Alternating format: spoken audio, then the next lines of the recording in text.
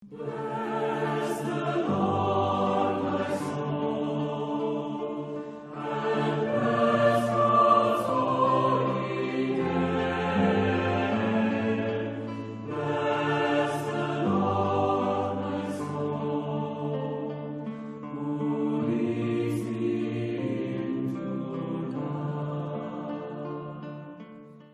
Ibu, dan Saudara terkasih, renungan pada hari ini adalah hari Selasa Minggu Paskah yang ke-6.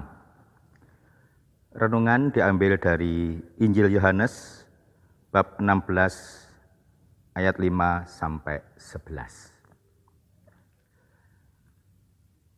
Sekali peristiwa dalam amanat perpisahannya, berkatalah Yesus kepada para murid,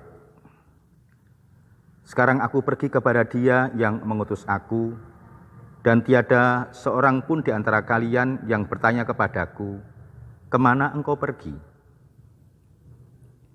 Tetapi karena aku mengatakan hal itu kepadamu, maka hatimu sedih. Namun yang kukatakan kepadamu benar adanya. Lebih berguna bagi kalian bila aku pergi. Sebab bila aku tidak pergi, penghibur takkan datang kepadamu. Sebaliknya, bila aku pergi, aku akan mengutus Dia kepada kalian. Dan kalau penghibur datang, Ia akan menginsafkan dunia akan dosa, kebenaran, dan penghakiman. Akan dosa karena mereka tetap tidak percaya kepadaku. Akan kebenaran karena aku pergi kepada Bapa, dan kalian tidak akan melihat aku lagi.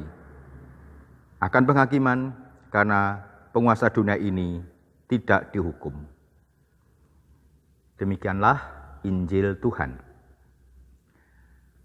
Bapak, Ibu, dan Saudara terkasih, Injil pada hari ini, hari Selasa pekan ke-6 ini, Paskah ke-6 ini, menampilkan dialog antara Tuhan Yesus dengan para muridnya. Intinya, menjelang Yesus naik ke surga, boleh dikatakan Tuhan Yesus itu berpamitan kepada para murid-murid. Tetapi pamitan Yesus kepada para murid bukan berarti bahwa mereka tidak akan berjumpa lagi. Caranya berbeda. Sebelumnya, Tuhan berjumpa dengan para murid secara fisik langsung. Tapi ketika nanti Tuhan Yesus naik ke surga, perjumpaannya itu tidak dengan Tuhan secara langsung fisik, tetapi melalui Roh-Nya, yaitu Roh Kudus. Dan kehadiran Roh Kudus itu juga disebut sebagai roh penghiburan. Apa artinya bagi kita semua? Bapak, Ibu, dan Saudara terkasih, kita menyadari bahwa di tengah-tengah kehidupan yang kita alami selama ini, kita mengalami yang namanya suka duka, kita selama ini juga mengalami namanya kebahagiaan, kesedihan, dan sebagainya.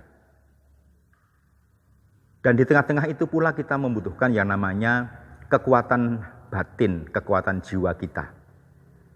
Karena kalau kita hanya mengandalkan fisik kita, atau kemampuan diri kita masing-masing, tentu kita tidak akan mampu menghadapi segala sesuatunya. Maka kita membutuhkan kekuatan batin, kekuatan iman, kekuatan jiwa kita. Dan itulah peran Roh Kudus yang akan membimbing kita semua, akan memberikan kekuatan batin, kekuatan jiwa, kekuatan iman kita.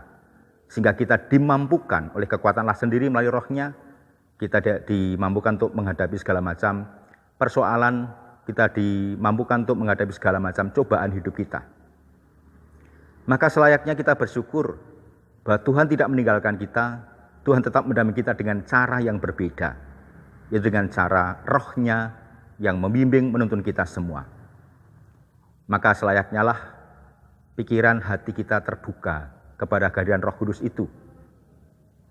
Pikiran dan hati kita terbuka terhadap bimbingan, tuntunan, dan kehadiran Roh Kudus itu, agar kita pun juga dikuatkan, agar kita pun juga dalam perjuangan kita dikuatkan, dalam langkah laku kita diteguhkan, sehingga kita tetap berlaku dan juga bertindak sebagaimana rencana Allah sendiri. Sebagaimana yang juga dilakukan oleh para rasul pada zaman dahulu, yang mewartakan kabar sukacita itu di tempat mereka berada. Semoga seluruh perjuangan, seluruh kekuatan pekerjaan kita hari ini juga menjadi sarana bagi kita untuk mewartakan kabar sukacita Allah itu bersama dengan Roh-Nya yang membimbing dan menyertai kita. Selamat bekerja, selamat berjuang. Semoga Tuhan menyertai Anda sekalian. Berkah dalem.